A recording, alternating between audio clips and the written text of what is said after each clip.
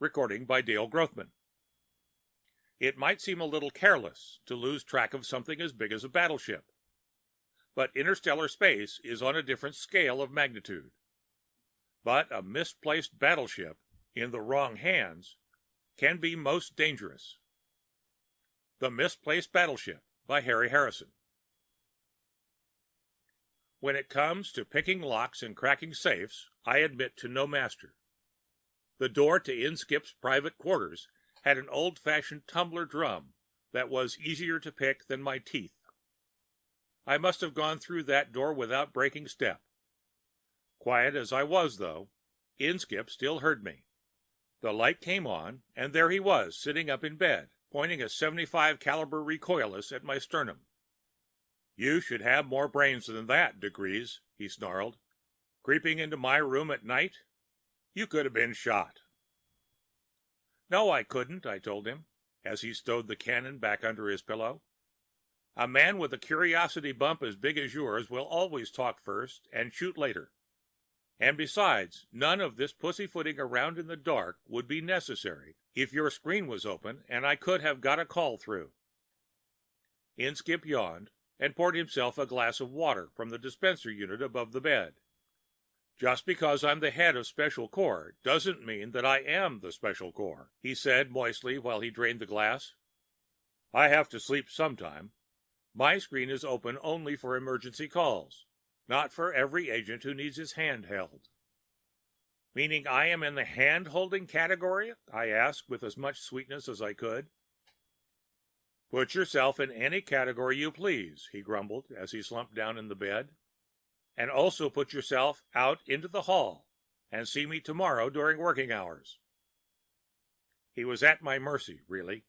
He wanted to sleep so much, and he was going to be wide awake so very soon. "Do you know what this is?" I asked him, poking a large glossy pick under his long broken nose. One eye opened slowly. "It's a big warship of some kind. Looks like Empire lines. Now for the last time, go away," he said. "A very good guess for this late at night," I told him cheerily. "It is a late Empire battleship of the Warlord class, undoubtedly one of the most truly efficient engines of destruction ever manufactured. Over a half a mile of defensive screens and armaments that would probably turn any fleet existing today into fine radioactive dust." "Except for the fact that the last one was broken up for scrap over 1,000 years ago," he mumbled. I leaned over and put my lips close to his ear, so there would be no chance of misunderstanding, speaking softly but clearly. "True, true," I said. "But wouldn't you be just a little bit interested if I was to tell you that one is being built today?" Oh, it was beautiful to watch. The covers went one way and Inskip went the other. In a single unfolding, in a concerted motion, he left the horizontal and recumbent and stood tensely vertical against the wall, examining the pick of the battleship under the light. He apparently did not believe in pajama bottoms, and it hurt me to see the goosebumps rising on those thin shanks. But if the legs were thin, the voice was more than full enough to make up for the difference. "Talk, blast you, Degrees, talk!" he roared. "What is this nonsense about a battleship? Who's building it?" I had my nail file out and was touching up a cuticle, holding it out for inspection before I said anything. From the corner of my eye, I could see him getting purple about the face, but he was very quiet. I savored my small moment of power. "Put Degrees in charge of the record room for a while," you said. "That way he can learn the ropes. Burrowing around in century-old dusty files will be just the thing for a free spirit like Slippery Jim Degrees. Teach him discipline. Show him what the Corps stands for. At the same time, it will get the records in shape. They have been needing reorganization for quite a while." Inskip opened his mouth, made a choking noise, then closed it. He undoubtedly realized that any interruption would only lengthen my explanation, not shorten it. I smiled and nodded at his decision, then continued. "So you thought you had me out of the way. breaking my spirit under the guise of giving me a little background in the Corps' activities. In this sense, your plan failed. Something else happened instead. I nosed through the files and found them most interesting, particularly the C&M setup, the categorizer and memory. That building full of machinery that takes in and digests news and reports on all the planets in the galaxy, indexes it to every category it can possibly relate, then files it. Great machine to work with. I had it dig out spaceship info for me, something I have always been interested in. You should be, Inskip interrupted rudely. You've stolen enough of them in your time. I gave him a hurt look and went on, slowly. I won't bore you with all the details, since you seem impatient, but inevitably I turned up this plan. He had it out of my fingers before it cleared my wallet. What are you getting at? He mumbled, as he ran his eyes over the blueprints. This is an ordinary heavy cargo and passenger job. It's no more of a warlord battleship than I am. It's hard to curl your lips with contempt and talk at the same time, but I succeeded. Of course, you don't expect them to file warship plans with the League Registry, do you? But, as I said, I know more than a little bit about ships. It seemed to me that this thing was just too big for the use intended. Enough old ships are fuel wasters. You don't have to build new ones to do that. This started me thinking, and I punched up a complete list of ships that size that had been constructed in the past. You can imagine my surprise when, after 3 minutes of groaning, the C&M only produced 6. One was built for a self-sustaining colony attempt at the second galaxy. For all we know, she is still on the way. The other 5 are all Class D colonizers, built during the expansion, when large populations were moved. Too big to be practical now. I was still teased, as I had no idea what a ship this large could be used for, so I removed the time interlock on the C&M and let it pick around through the entire history of space to see if it could find a comparison. It sure did. Right at the golden age of Empire expansion and the giant warlord battleships. The machine even found a blueprint for me. Inskip grabbed it again and began comparing the 2 prints. I leaned over his shoulder and pointed out the interesting parts. Notice, if the engine room specs were changed slightly to include this cargo hold, there is plenty of room for the brutes needed.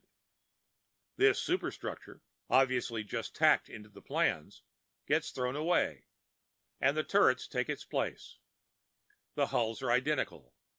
A change here, a shift there, and the stodgy freighter becomes a fast battle wagon. These changes could be made during construction, then the plans filed. By the time anyone in the League found out what was being built, the ship would be finished and launched. Of course, this could all be coincidence, the plans of a newly built ship agreeing to 6 places with those of a ship built 1,000 years ago. But if you think so, I will give you 100-to-1 odds you are wrong. Any size bet you name. I wasn't winning any sucker bets that night. Inskip had led just as crooked a youth as I had, and needed no help in smelling a fishy deal. While he pulled on his clothes, he shot questions at me. And the name of a peace-loving planet that is building this bad memory from the past? Cita Nuevo, second planet of a B-star in the Corona Borealis. No other colonized planets in the system. Never heard of it, Inskip said as we took the private drop chute to his office. Which may be a good or a bad sign. Wouldn't be the first time trouble came from some out-of-the-way spot I never even knew existed. With the automatic disregard for others of the truly dedicated, he pressed the scramble button on his desk. Very quickly, sleepy-eyed clerks and assistants were bringing files and records. We went through them together. Modesty prevented me from speaking first, but I had a very short wait before Inskip reached the same conclusion I had. He hurled a folder the length of the room and scowled out at the harsh dawn light.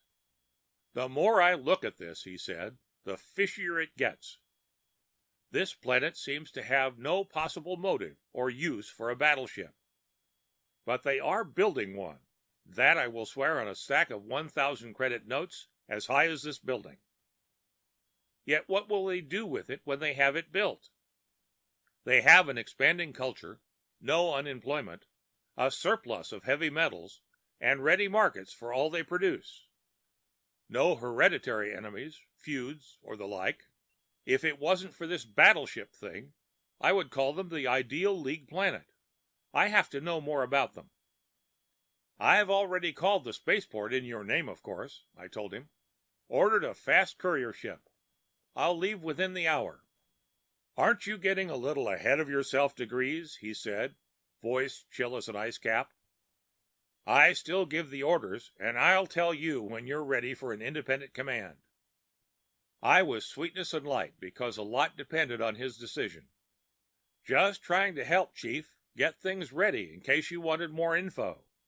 And this isn't really an operation, just a reconnaissance.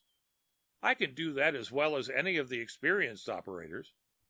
And it might give me the experience I need so that someday I, too, will be qualified to join the ranks. All right, he said. Stop shoveling it on while I can still breathe. Get out of here. Find out what is going on.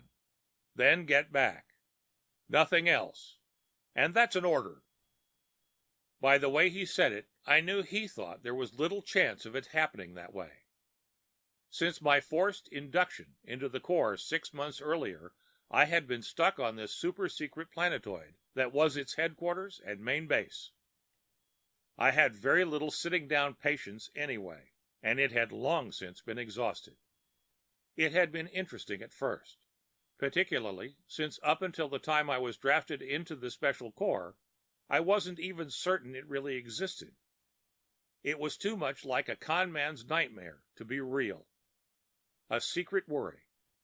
After a few happy years of successful crime, you begin to wonder how long it will last.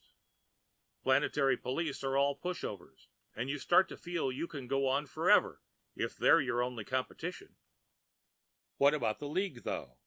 Don't they take any interest in crime? Just about that time you hear your first rumor of the Special Corps, and it fits in the bad dreams. A shadowy, powerful group that slips silently between the stars, ready to bring the interstellar lawbreaker low. It sounds like TV drama stuff. I had been quite surprised to find they really existed. I was even more surprised when I joined them. Of course, there was a little pressure at the time. I had the alternative choice of instant death, but I still think it was a wise move. Under the motto, set a thief to catch one, the Corps supposedly made good use of men like myself to get rid of the most antisocial types that infest the universe. This was all still hearsay to me. I had been pulled into headquarters and given routine administrative work for training. 6 months of this had made me slightly gaga, and I wanted out. Since no one seemed to be in a hurry to give me an assignment, I found one for myself. I had no idea what would come of it, but I also had no intention of returning until the job was done. A quick stop at supply and record sections gave me everything I needed. The sun was barely clear of the horizon when the silver needle of my ship lifted in the gray field, then blasted into space. The trip only took a few days, more than enough time to memorize everything I needed to know about Sita Nuevo, and the more I knew, the less I could understand their need for a battleship. It didn't fit. Sita Nuevo was a secondary settlement out of the Selene system, and I had run into these settlements before. They were all united in a loose alliance and bickering a lot among themselves, but never came to blows. If anything, they shared a universal abhorrence of war. Yet they were secretly building a battleship. Since I was only chasing my tail with this line of thought, I put it out of my mind and worked on some tri-D chess problems. This filled the time until Sita Nuevo blinked into the bow screen. One of my most effective mottos has always been, secrecy can be an obviously, what the magicians call misdirection. Let people very obviously see what you want them to see. Then they'll never notice what is hidden. This is why I landed at midday on the largest field on the planet, after a very showy approach. I was already dressed for my role and out of the ship before the landing braces stopped vibrating. Buckling a fur cape around my shoulders with a platinum clasp, I stamped down the runway. The sturdy little M3 robot rumbled after me with my bags. Heading directly toward the main gate, I ignored the scurry of activity around the customs building. Only when a uniformed under-official of some kind ran over to me did I give the field any attention. Before he could talk, I did, foot in the door, and stay on top. Beautiful planet you have here, delightful climate, ideal spot for a country home. Friendly people, always willing to help a stranger and all that I imagine. That's what I like. Makes me feel grateful. Very pleased to meet you. I am Grand Duke Sant'Angelo. I took his hand enthusiastically at this point and let the 100-pound note slip into his palm. Now, I added, I wonder if you could ask the customs agents to look at my bags here. Don't want to waste time, do we? The ship is open, and they can check it whenever they please. My manner, clothing, jewelry, the easy way I pass money around, and the luxurious sheen of my bags could only mean one thing. There was little that was worth smuggling into or out of Ciudad Nuevo. Certainly nothing a rich man would be interested in. The official murmured something with a smile, spoke a few words into his phone, and the job was done. A small wave of customs men hung stickers on my luggage, peeking into one or two for conformity's sake, and waved me through. I shook hands all around, a rustling handclasp, of course, and then was on my way. A cab was summoned, a hotel suggested. I nodded agreement and settled back while the robot loaded the bags about me. The ship was completely clean. Everything I might need for the job was in my luggage, some of it quite lethal and explosive, and very embarrassing if it was discovered in my bags. In the safety of my hotel suite, I made a change of clothes and personality after the robot had checked the room for bugs. And very nice gadgets, too, these core robots. It looked and acted like a moron M3 all the time. It was anything but. The brain was as good as any other robot brain I have ever known, plus the fact that the chunky body was crammed with devices and machines of varying use. It chugged slowly around the room, moving my bags and laying out my kit, and all the time following a careful route that covered every inch of the suite. When it finished, it stopped and called the all clear. All rooms checked. Results negative, except for one optic bug in the wall. Should you be pointing like that? I asked the robot. Might make some people suspicious, you know. Impossible, the robot said with mechanical surety. I brushed against it, and it is now unserviceable. With this assurance, I pulled off my flashy clothes and slipped into the midnight black dress uniform of an admiral in the League Grand Fleet. It came complete with decorations, gold bullion, and all the necessary documents. I thought it a little showy myself, but it was just the thing to make the right impression on Ciudad Nuevo. Like many other planets, this one was uniform conscious. Delivery boys, street cleaners, clerks, all had to have characteristic uniforms. Much prestige attached to them, and my black dress outfit should rate as high as any uniform in the galaxy. A long cloak would conceal the uniform while I left the hotel, but the gold-encrusted helmet and a briefcase full of papers were a problem. I had never explored all the possibilities of a pseudo M3 robot. Perhaps it could be of help. You there, short and chunky, I called. Do you have any concealed compartments or drawers built into your steel hide? If so, let's see. For a second, I thought the robot had exploded. The thing had more drawers in it than a battery of cash registers. Big, small, flat, thin, they shot out on all sides. One held a gun, and two more were stuffed with grenades. The rest were empty. I put the hat in one, the briefcase in another, and snapped my fingers. The drawers slid shut, and its metal hide was as smooth as ever. I pulled on a fancy sports cap, buckled the cape up tight, and was ready to go. The luggage was all booby-trapped and could defend itself. Guns, gas, poison needles, the usual sort of thing. In the last resort, it would blow itself up. The M3 went down by the freight elevator. I used the back stairs, and we met in the street. Since it was still daylight, I didn't take a heli, but rented a ground car instead. We had a leisurely drive out into the country and reached President Ferraro's house after dark. As befitted the top official of a rich planet, the place was a mansion. But the security precautions were ludicrous, to say the least.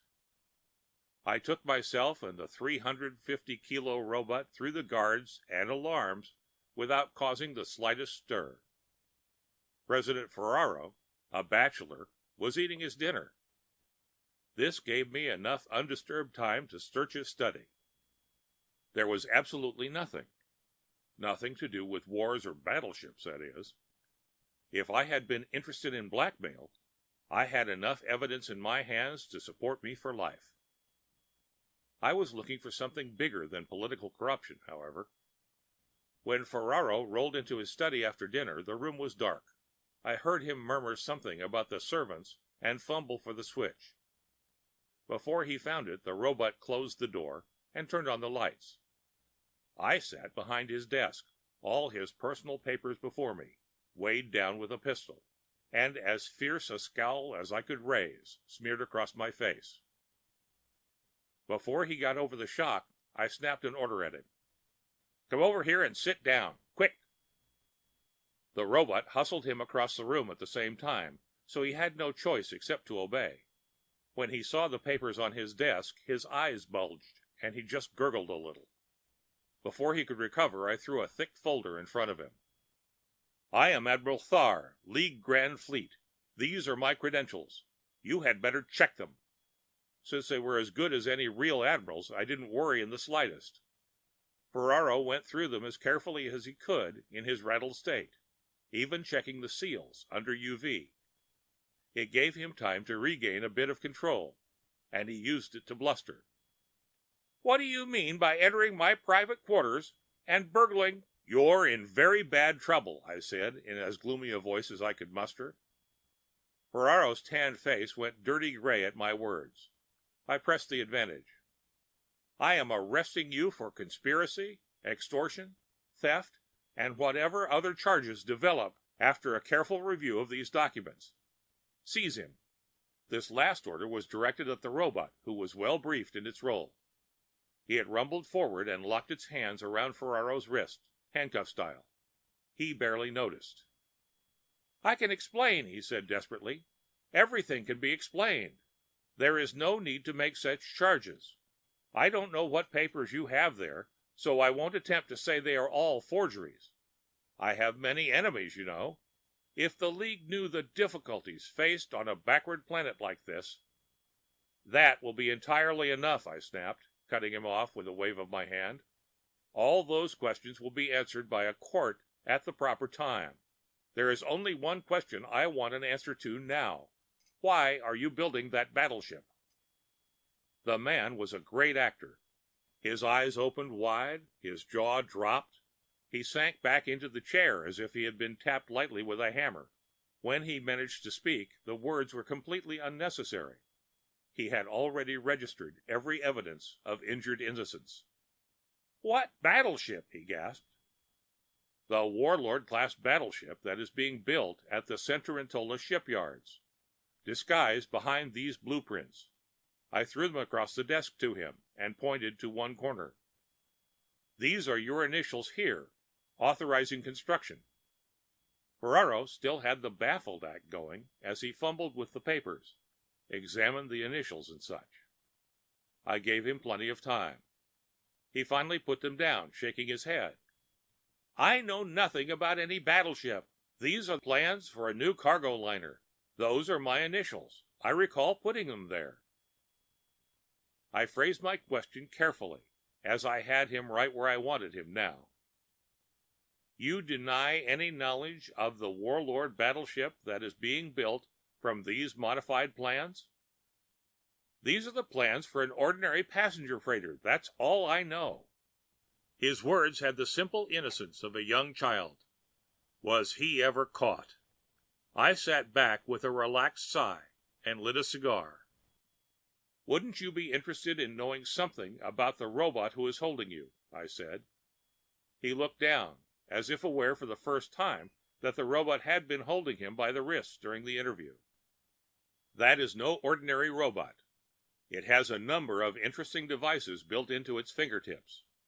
Thermocouples, galvanometers, things like that.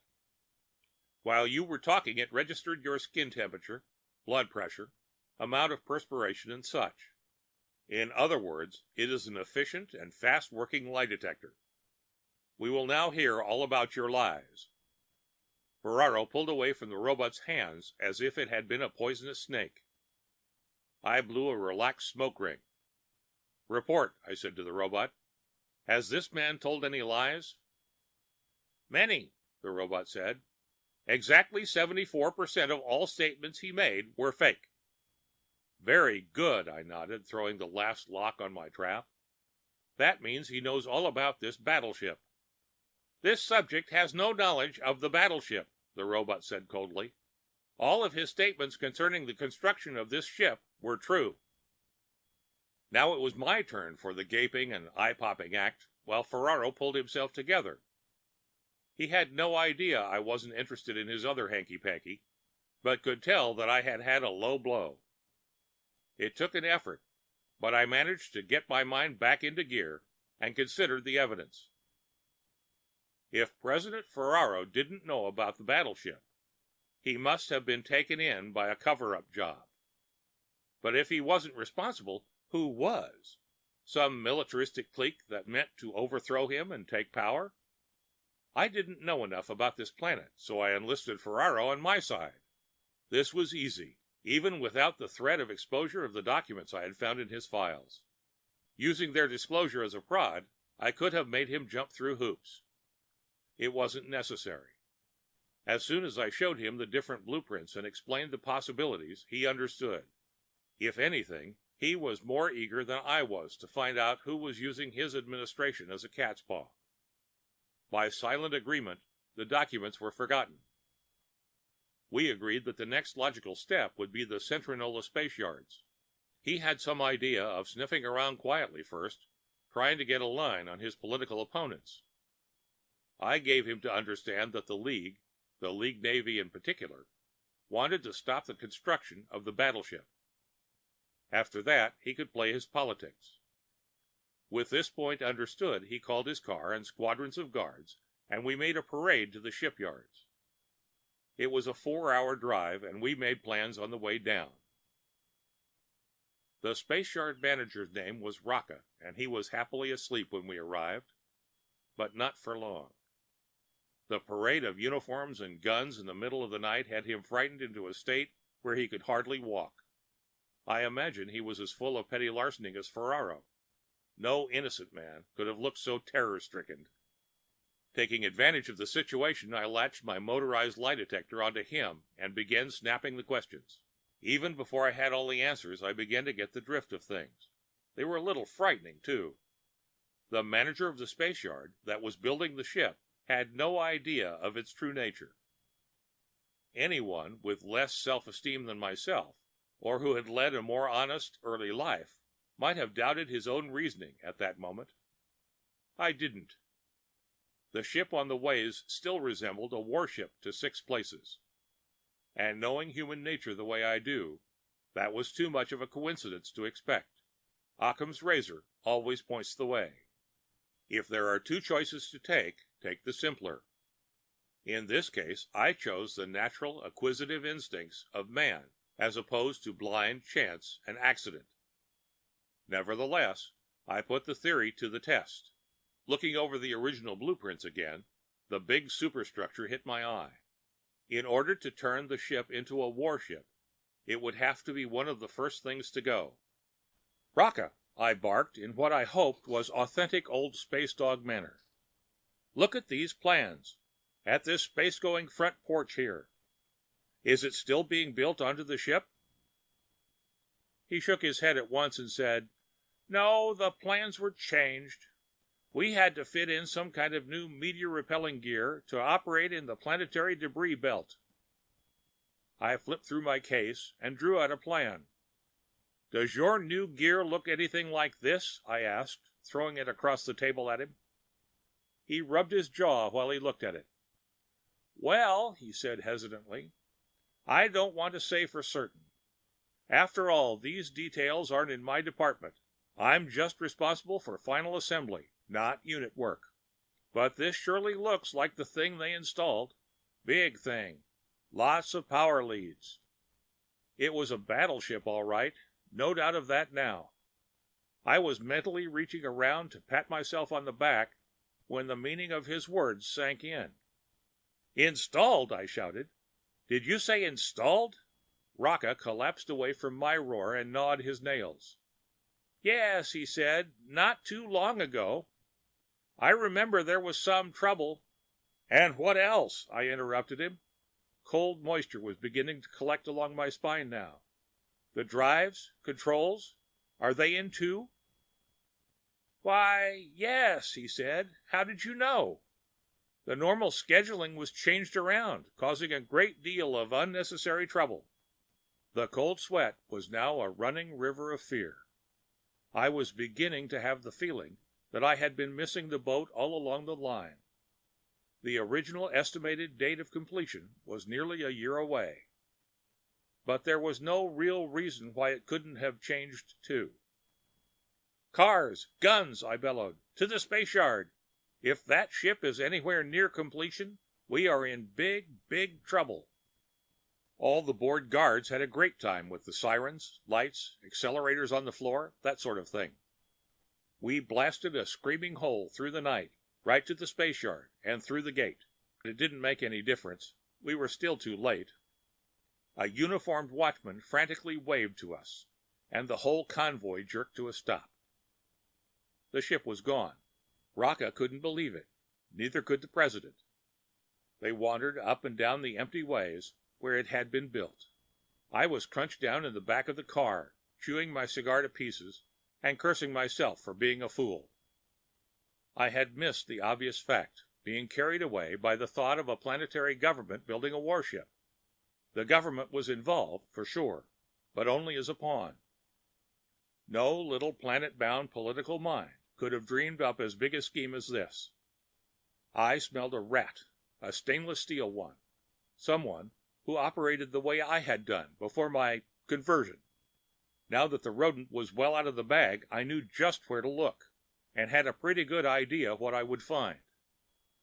Rocca, the space yard manager, had staggered back and was pulling at his hair, cursing and crying at the same time. President Ferraro had his gun out and was staring at it grimly. It was hard to tell if he was thinking of murder or suicide. I didn't care which. All he had to worry about was the next election, when the voters and the political competition would carve him up for losing the ship. My troubles were a little bigger. I had to find the battleship before it blasted its way across the galaxy. "Rocca," I shouted, "get into the car. I want to see your records, all your records, and I want to see them right now." He climbed wearily in and had directed the driver before he fully realized what was happening. Blinking at the sickly light of dawn brought him slowly back to reality. "But, Admiral, the hour. Everyone will be asleep." I just growled, but it was enough. Rocca caught the idea from my expression and grabbed the car phone. The office doors were open when we got there. Normally, I cursed the paper tangles of bureaucracy, but this was one time when I blessed them all.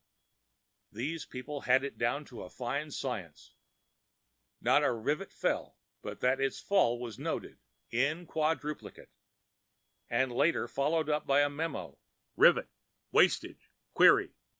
The facts I needed were all neatly tucked away in their paper catacombs. All I had to do was sniff them out. I didn't try to look for first causes. This would have taken too long. Instead, I concentrated my attention on the recent modifications, like the gun turret, that would quickly give me a trail to the guilty parties. Once the clerks understood what I had in mind, they hurled themselves into their work, urged on by the fires of patriotism and the burning voices of their superiors. All I had to do was suggest a line of search, and the relevant documents would begin to appear at once. Bit by bit, a pattern started to emerge, a delicate webwork of forgery, bribery, chicanery, and falsehood. It could only have been conceived by a mind as brilliantly crooked as my own. I chewed my lip with jealousy. Like all great ideas, this one was basically simple. A party or parties unknown had neatly warped the ship construction program to their own ends. Undoubtedly, they had started the program for a giant transport that would have been checked later. And once the program was underway, it had been guided with a skill that bordered on genius. Orders were originated in many places, passed on, changed, and shuffled. I painfully traced each one to its source. Many times the source was a forgery. Some changes seemed to be unexplainable, until I noticed the officers in question had a temporary secretary while their normal assistants were ill. All the girls had food poisoning, a regular epidemic it seemed. Each of them in turn had been replaced by the same girl. She stayed just long enough in each position to see that the battleship plan moved forward one more notch. The girl was obviously the assistant to the mastermind who originated the scheme. He sat in the center of the plot like a spider on its web, pulling the strings that set things into motion. My first thought that a gang was involved proved wrong. All my secondary subjects turned out to be simple forgeries, not individuals. In a few cases where forgery wasn't adequate, my mysterious X had apparently hired himself to do the job. X himself had the permanent job of assistant engineering designer. One by one, the untangled threads ran into this office. He also had a secretary whose illness coincided with her employment in other offices. When I straightened up from my desk, the ache in my back stabbed like a hot wire. I swallowed a painkiller and looked around at my drooping, sad-eyed assistants, who had shared the sleepless 72-hour task. They sat or slumped against the furniture, waiting for my conclusion. Even President Ferraro was there, his hair looking scraggly where he had pulled it out in handfuls. "You found them, the criminal ring?" he asked, his fingers groping over his scalp for a fresh hold. "I have found them, yes," I said hoarsely, "but not a criminal ring. An inspired master criminal who apparently has more executive ability in one earlobe than all you bribe-bloated bureaucrats, and his female assistant. They pulled the entire job by themselves. His name, or undoubtedly pseudonym, is Pepe Nero. The girl is called Angelina." "Arrest them at once! Guards! Guards!" Ferraro's voice died away as he ran out of the room. I talked to his vanishing back. "That is just what we intend to do, but it's a little difficult at the moment since they are the ones who not only built a battleship, but undoubtedly stole it as well. It was fully automated, so no crew is necessary." "What do you plan to do?" one of the clerks asked. "I shall do nothing," I told him with the snap precision of an old space dog. "The League fleet is already closing in on the renegades, and you will be informed of the capture. Thank you for your assistance." I threw them as snappy a salute as I could muster, and they filed out. Staring gloomily at their backs, I envied for one moment their simple faith in the League Navy, when in reality the vengeful fleet was just as imaginary as my admiral's rating. This was still a job for the Corps. Inskip would have to be given the latest information at once. I sent him a psigram about the theft, and there was no answer as yet. Maybe the identity of the thieves would stir some response out of him. My message was in code, but it could quickly be broken if someone wanted to try hard enough. I took it to the message center myself. The psiman was in his transparent cubicle, and I locked myself in with him. His eyes were unfocused as he spoke softly into a mic, pulling in a message from somewhere across the galaxy. Outside, the rushing transcribers copied, coded, and filed the messages, but no sound penetrated the insulated wall. I waited until his attention clicked back into the room and handed him the sheets of paper. League Central 14. Rush, I told him. He raised his eyebrows, but didn't ask any questions. Establishing contact only took a few seconds, as they had an entire battery of psiman for their communications. He read the code words carefully, shaping them with his mouth, but not speaking aloud, the power of his thoughts carrying across the light years of distance. As soon as he was finished, I took back the sheet, tore it up, and pocketed the pieces. I had my answer back quickly enough. Inskip must have been hovering around, waiting for my message. The mic was turned off to the transcribers outside, and I took the code groups down in shorthand myself. XYBB, DFIL, FDNO. And if you don't come back. The message broke into the clear at the end, and the psiman smiled as he spoke the words. I broke the point off my stylus and growled at him not to repeat any of this message, as it was classified, and I would personally see him shot if he did. That got rid of the smile, but it didn't make me feel any better. The decoded message turned out not to be as bad as I had imagined. Until further notice, I was in charge of tracking and capturing the stolen battleship. I could call on the League for any aid I needed. I would keep my identity as an admiral for the rest of the job. I was to keep him informed of progress. Only those ominous last words in clear kept my happiness from being complete. I had been handed my long-awaited assignment, but translated into simple terms, my orders were to get the battleship, or it would be my neck. Never a word about my efforts in uncovering the plot in the first place. This is a heartless world we live in. This moment of self-pity relaxed me, and I immediately went to bed. Since my main job now was waiting, I could wait just as well asleep. And waiting was all I could do. Of course, there were secondary tasks, such as ordering a naval cruiser for my own use, and digging for more information on the thieves.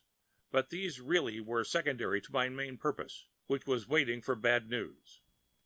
There was no place I could go that would be better situated for the chase than Ciudad Nueva. The missing ship could have gone in any direction.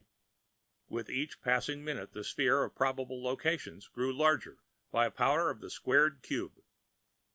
I kept the on-watch crew of the cruiser on duty stations and confined the rest within 100 yards radius of the ship. There was little more information on Pepe and Angela. They had covered their tracks well. Their origin was unknown, though the fact they both talked with a slight accent suggested an off-world origin. There was a dim picture of Pepe, chubby but looking too grim to be a happy fat boy. There was no picture of the girl. I shuffled the meager findings, controlling my impatience, and kept the ship's psiman busy pulling in all the reports of any kind of trouble in space. The navigator and I plotted their locations in his tank, comparing the positions in relation to the growing sphere that enclosed all the possible locations of the stolen ship. Some of the disasters and apparent accidents hit inside this area, but further investigation proved them all to have natural causes. I had left standing orders that all reports falling inside the danger area were to be brought to me at any time. The messenger woke me from a deep sleep, turning on the light and handing me a slip of paper. I blinked myself awake, read the first 2 lines, and pressed the action station alarm over my bunk. I'll say this, the Navy boys know their business. When the sirens screamed, the crews secured ship and blasted off before I had finished reading the report. As soon as my eyeballs unsquashed back into focus, I read it through, then once more, carefully, from the beginning. It looked like the one we had been waiting for. There were no witnesses to the tragedy, but a number of monitoring stations had picked up the discharge static of a large energy weapon being fired. Triangulation had led investigators to the spot where they found the freighter August's Dream with a hole punched through it as big as a railroad tunnel. The freighter's cargo of plutonium was gone. I read Pepe in every line of the message. Since he was flying an undermanned battleship, he had to use it in the most efficient way possible. If he attempted to negotiate or threaten another ship, the element of chance would be introduced. So he had simply roared up to the unsuspecting freighter and blasted her with the monster guns his battleship packed. All 18 men aboard had been killed instantly. The thieves were now murderers. I was under pressure now to act, and under a great pressure not to make any mistakes. Roly-poly Pepe had shown himself to be a ruthless killer. He knew what he wanted, then reached out and took it, destroying anyone who stood in his way. More people would die before this was over. It was up to me to make the number as small as possible. Ideally, I should have rushed out the fleet with guns blazing and dragged him to justice. Very nice, and I wish it could be done that way. Except where was he? A battleship might be gigantic on some terms of reference, but in the immensity of the galaxy it is microscopically infinitesimal. As long as it stayed out of the regular lanes of commerce and clear of the detector stations and planets, it would never be found. Then how could I find it, and having found it, catch it, when the infernal thing was more than a match for any ship it might meet? That was my problem. It had kept me awake nights and talking to myself days, since there was no easy answer. I had to construct a solution slowly and carefully. Since I couldn't be sure where Pepe was going to be next, I had to make him go where I wanted him to. There were some things in my favor. The most important was the fact that I had forced him to make his play before he was absolutely ready. It wasn't chance that he had left the same day I arrived on Sita Nuevo. Any plan as elaborate as his certainly included warning of approaching danger. The drive on the battleship, as well as controls and primary armament, had been installed weeks before I showed up. Much of the subsidiary work remained to be done when the ship had left.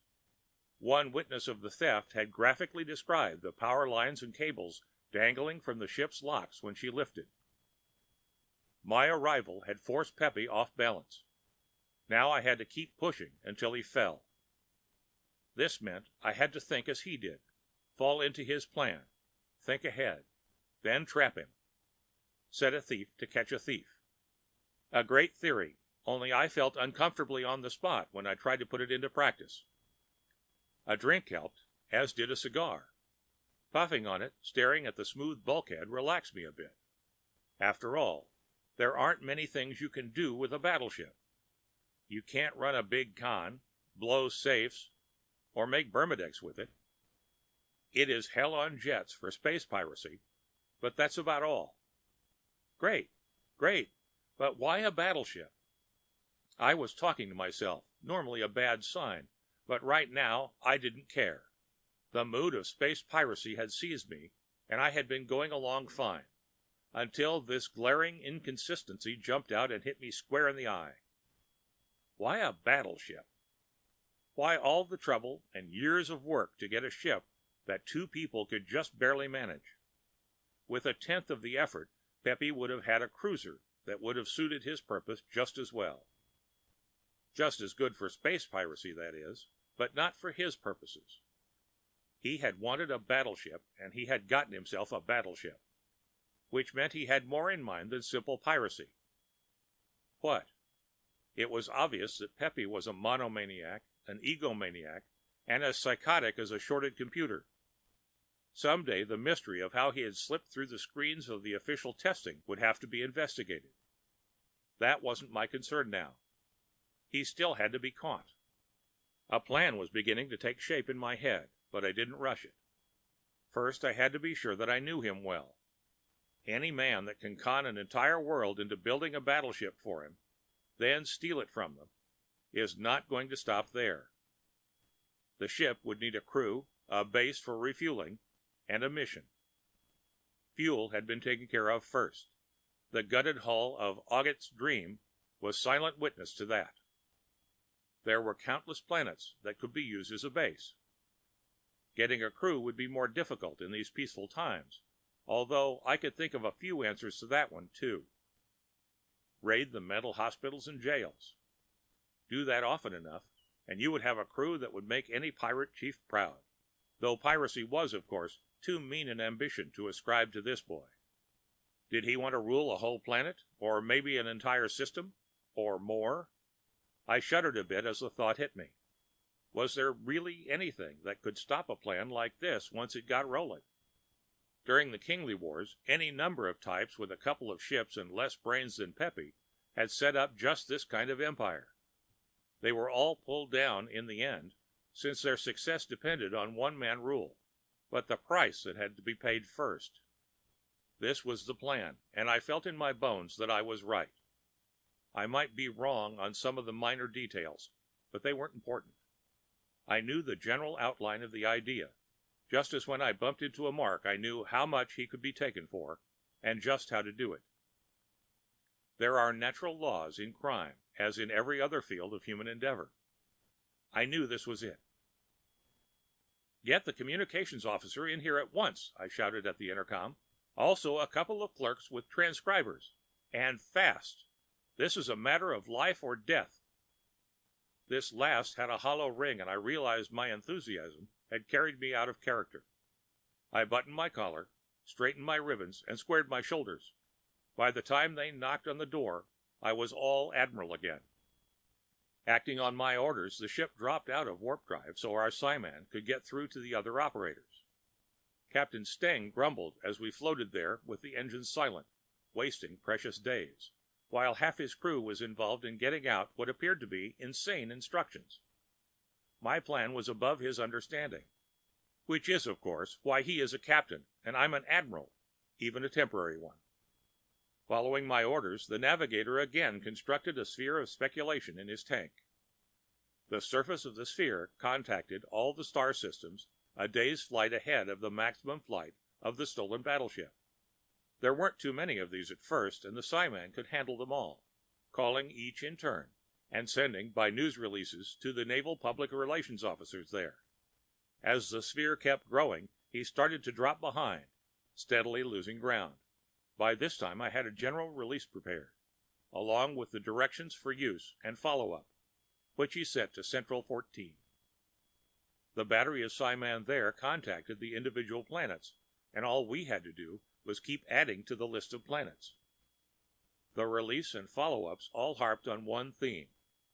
I expanded on it, waxed enthusiastic, condemned it, and worked it into an interview. I wrote as many variations as I could, so it could be slipped into as many different formats as possible.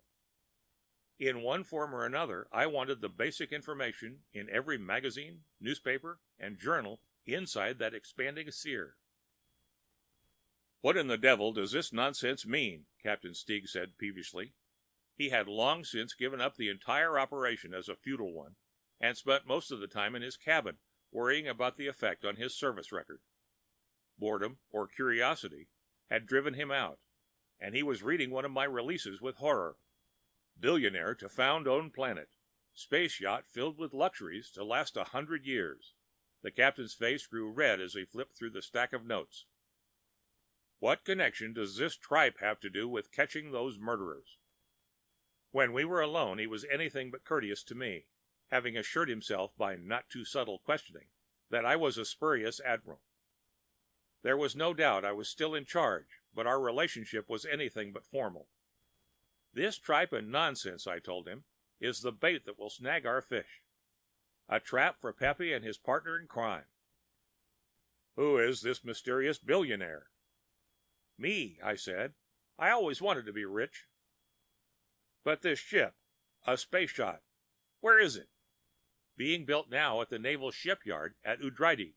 We're almost ready to go there now, soon as this batch of instructions goes out."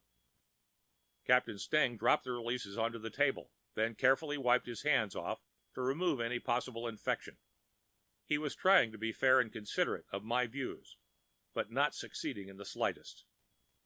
"It doesn't make any sense," he growled. "How can you be sure this killer will ever read one of these things? And if he does, why should he be interested?" It looks to me as if you are wasting time while he slips through your fingers. The alarm should be out and every ship notified. The Navy alerted and patrols set on all space lanes. Which he could easily avoid by going around, or better yet, not even bother about, since he can lick any ship we have. That's not the answer, I told him. This Pepe is smart and as tricky as a fixed gambling machine. That's his strength, and his weakness as well. Characters like that never think it possible for someone else to outthink them, which is what I'm going to do. Modest, aren't you? Sting said. I try not to be, I told him. False modesty is the refuge of the incompetent. I'm going to catch this thug, and I'll tell you how I'll do it. He is going to hit again soon, and wherever he hits, there will be some kind of periodical with my plant in it. Whatever else he is after, he is going to take all the magazines and papers he can find, partly to satisfy his own ego, but mostly to keep track of the things he's interested in, such as ship sailings. You're just guessing. You don't know all this. His automatic assumption of my incompetence was beginning to get me annoyed. I bridled my temper and tried one last time. Yes, I'm guessing, an informed guess, but I do know some facts as well. August's dream was cleaned out of all reading matter. That was one of the first things I checked. We can't stop the battleship from attacking again, but we can see to it that the time after that she sails into a trap. I don't know, the captain said. It sounds to me like... I never heard what it sounded like, which is all right since he was getting under my skin and might have been tempted to pull my pseudo-rank. The alarm sirens cut his sentence off, and we foot raced to the communications room. Captain Sting won by a nose. It was his ship and he knew all the shortcuts. The Psi-man was holding out a transcription, but he summed it up in one sentence. He looked at me while he talked, and his face was hard and cold. They've hit again. Knocked out a naval supply satellite. 34 men dead. If your plan doesn't work, Admiral, the captain whispered hoarsely in my ear, I'll personally see that you're flayed alive. If my plan doesn't work, Captain, there won't be enough of my skin left to pick up with a tweezer. Now, if you please, I'd like to get to Udrydde and pick up my ship as soon as possible. The easygoing hatred and contempt of all my associates had annoyed me, thrown me off balance. I was thinking with anger now, not with logic. Forcing a bit of control, I ordered my thoughts, checked off a mental list. Belay that last command, I shouted, getting back to my old space dog mood. Get a call through first and find out if any of our plants have been picked up during the raid. While the Psi-man unfocused his eyes and mumbled under his breath, I riffled through some papers, relaxed and cool. The ratings and officers waited tensely and made some slight attempt to conceal their hatred of me. It took about 10 minutes to get an answer. Affirmative, the Psi-man said. A store ship docked there 20 hours before the attack. Among other things, it left newspapers containing the article. Very good, I said calmly. Send a general order to suspend all future activity with the planted releases. Send it by Psi-men only. No mention on any other naval signaling equipment. There's a good chance now it might be overheard. I strolled out slowly, in command of the situation, keeping my face turned away so they couldn't see the cold sweat. It was a fast run to Udrydde, where my billionaire yacht, the Eldorado, was waiting. The dockyard commander showed me the ship and made a noble effort to control his curiosity. I took a sadistic revenge on the Navy by not telling him a word about my mission. After checking out the controls and special apparatus with the technicians, I cleared the ship. There was tape in the automatic navigator that would put me on the course mentioned in all the articles. Just a press of a button, and I would be on my way. I pressed the button. It was a beautiful ship, and the dockyard had been lavish with their attention to detail. From bow to rear tubes, she was plated in pure gold. There are other metals with a higher albedo, but none that give a richer effect. All the fittings inside and out were either machine-turned or plated, All this work could not have been done in the time allotted. The Navy must have adapted a luxury yacht to my needs. Everything was ready. Either Pepe would make his move, or I would sail on to my billionaire's paradise planet. If that happened, it would be best if I stayed there. Now that I was in space, past the point of no return, all the doubts that I had dismissed fought for attention. The plan that had seemed so clear and logical now began to look like a patched and crazy makeshift. "Hold on there, sailor," I said to myself, using my best admiral's voice. "Nothing has changed. It's still the best and only plan possible under the circumstances." Was it? Could I be sure that Pepe, flying his mountain of a ship and eating Navy rations, would be interested in some of the comforts and luxuries of life? Or, if the luxuries didn't catch his eye, would he be interested in the planetary homesteading gear? I had loaded the cards with all the things he might want and planted the information where he could get it. He had the bait now, but would he grab the hook? I couldn't tell, and I could work myself into a neurotic state if I kept running through the worry cycle. It took an effort to concentrate on anything else, but it had to be made. The next 4 days passed very slowly. When the alarm blew off, all I felt was an intense sensation of relief. I might be dead and blasted to dust in the next few minutes, but it didn't seem to make much difference. Pepe had swallowed the bait. There was only one ship in the galaxy that could knock back a blip that big at such a distance. It was closing fast, using the raw energy of the battleship engines for a headlong approach. My ship bucked a bit as the tractor beams locked on at maximum distance.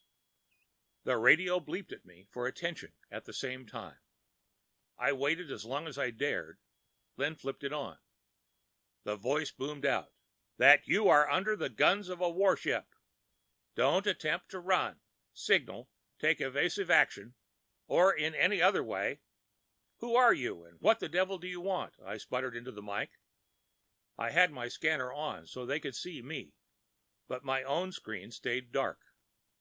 They weren't sending any picture. In a way, it made my act easier. I just played to an unseen audience. They could see the rich cut of my clothes, the luxurious cabin behind me. Of course, they couldn't see my hands. "It doesn't matter who we are," the radio boomed again. "Just obey orders if you care to live. Stay away from the controls until we have tied on, then do exactly as I say." There were two distinct clangs as the magnetic grapples hit the hull. A little later, the ship lurched, drawn home against the battleship. I let my eyes roll in fear, looking around for a way to escape, and taking a peek at the outside scanners. The yacht was flush against the space-filling bulk of the other ship.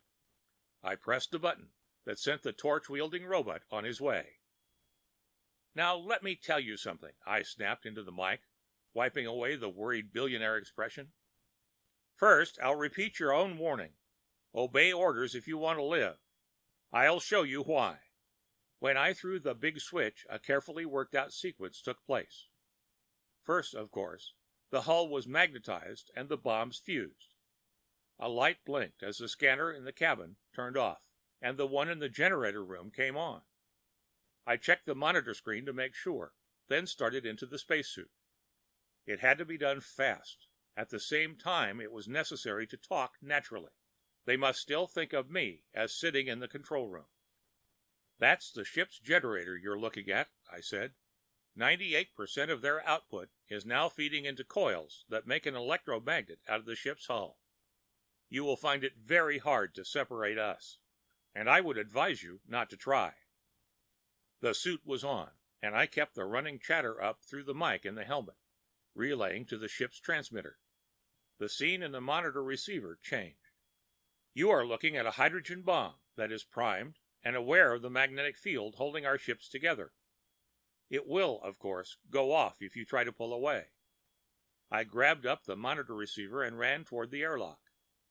"This is a different bomb now," I said, keeping one eye on the screen and the other on the slowly opening outer door. "This one has receptors on the hull. Attempt to destroy any part of this ship, or even gain entry to it, and this one will detonate. I was in space now, leaping across to the gigantic wall of the other ship. "What do you want?" These were the first words Pepe had spoken since his first threats. "I want to talk to you, arrange a deal, something that would be profitable for both of us. But let me first show you the rest of the bombs, so you won't get any strange ideas about cooperating." Of course, I had to show him the rest of the bombs. There was no way of getting out of it. The scanners in the ship were following a planned program. I made light talk about all my massive armaments that would carry us both to perdition while I climbed through the hole in the battleship's hull. There was no armor or warning devices at this spot. It had been chosen carefully from the blueprints. Yeah, I take your word for it. You're a flying bomb. So stop this roving reporter bit and tell me what you have in mind. This time I didn't answer him because I was running, panting like a dog, and had the mic turned off. Just ahead, if the blueprints were right, was a door to the control room. Pepe should be there. I stepped through, gun out, and pointed it at the back of his head. Angelina stood next to him, looking at the screen. "The game's over," I said. "Stand up slowly and keep your hands in sight." "What do you mean?" he said angrily, looking at the screen in front of him. The girl caught wise first. She spun around and pointed. "He's here!" They both stared, gaping at me, caught off guard and completely unprepared. "You're under arrest, Crime King," I told him. "And your girlfriend." Angelina rolled her eyes up and slid slowly to the floor. Real or fake, I didn't care. I kept the gun on Pepe's pudgy form while he picked her up and carried her to an acceleration couch against the wall. "What will happen now?" He quavered the question. His pouchy jaw shook, and I swear there were tears in his eyes. I was not impressed by his acting, since I could clearly remember the dead men floating in space. He stumbled over to a chair, half dropped into it. "Will they do anything to me?" Angelina asked. Her eyes were open now. "I have no idea what will happen to you," I told her truthfully. "That's up to the courts to decide." "But he made me do all those things," she wailed. She was young, dark, and beautiful. The tears did nothing to spoil this. Pepe dropped his face into his hands, and his shoulders shook. I flicked the gun his way and snapped at him. "Sit up, Pepe. I find it very hard to believe that you're crying. There are some naval ships on the way now. The automatic alarm was triggered about a minute ago. I'm sure they'll be glad to see the man who—" "Don't let them take me, please!" Angelina was on her feet, her back pressed against the wall. "They'll put me in prison, do things to my mind." She shrunk away as she spoke, stumbling along the wall. I looked back at Pepe, not wanting to take my eyes off of him for an instant. "There's nothing I can do," I told her. I glanced her way, and a small door was swinging open, and she was gone. "Don't try to run," I shouted after her. "It can't do any good." Pepe made a strangling noise, and I looked back to him quickly. He was sitting up now, and his face was dry of tears. In fact, he was laughing, not crying. "So she caught you too, Mr. Wise Cop. Poor little Angelina with the soft eyes." He broke down again, shaking with laughter. "What do you mean?" I growled. "Don't you catch yet? The story she told you was true, except she twisted it around a bit. The whole plan, building the battleship, then stealing it, was hers. She pulled me into it, playing me like an accordion.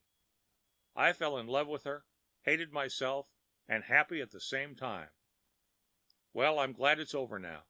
At least I gave her a chance to get away. I owe her that much, though I thought I would explode when she went into that innocent act." A cold feeling was now a ball of ice that threatened to paralyze me. "You're lying," I said hoarsely, and even I didn't believe it. "Sorry, that's the way it is. Your brain boys will pick my skull to pieces and find out the truth anyway. There's no point in lying now." "We'll search the ship. She can't hide for long." "She won't have to," Pepe said. There's a fast scout we picked up, stowed in one of the holds. That must be it leaving now. We could feel the vibration distantly through the floor. The Navy will get her, I told him, with far more conviction than I felt. Maybe, he said, suddenly slumping and tired, no longer laughing. Maybe they will. But I gave her her chance. It is all over for me now, but she knows that I loved her to the end. He bared his teeth in sudden pain. Not that she will care in the slightest. I kept the gun on him, and neither of us moved while the Navy ships pulled up and their boots stamped outside. I had captured my battleship, and the raids were over. And I couldn't be blamed if the girl had slipped away. If she evaded the Navy ships, that was their fault, not mine. I had my victory all right. Then why did it taste like ashes in my mouth? It's a big galaxy, but it wasn't going to be big enough to hide Angelina now. I can be conned once, but only once. The next time we met, things were going to be very different. The end of The Misplaced Battleship by Harry Harrison.